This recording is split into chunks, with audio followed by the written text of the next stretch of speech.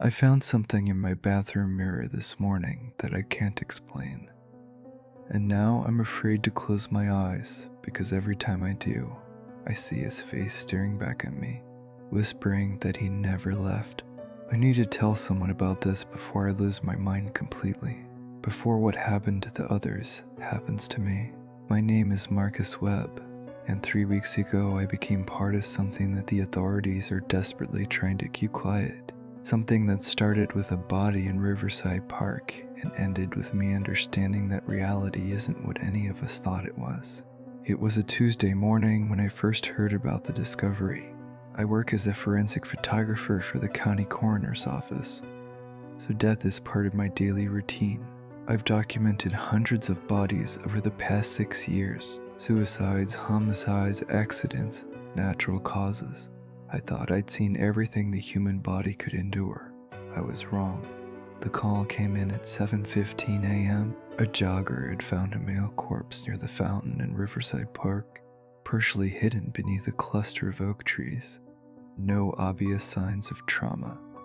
No identification on the body. Just another John Doe for our files.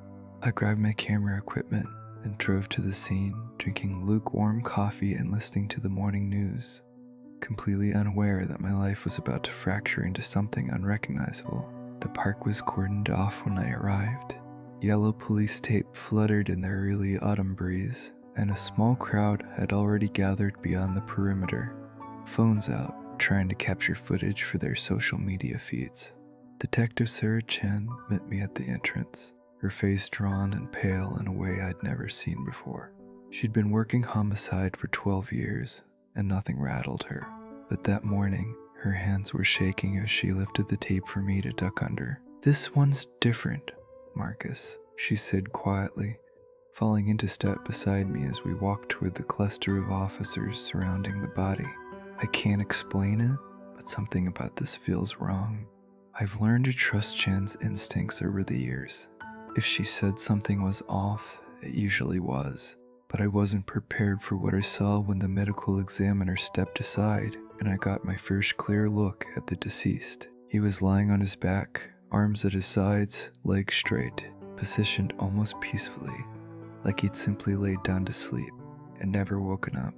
He appeared to be in his mid-30s, with dark hair and unremarkable features, average height, average build, the kind of face you pass on the street without a second glance. He wore jeans and a plain black t-shirt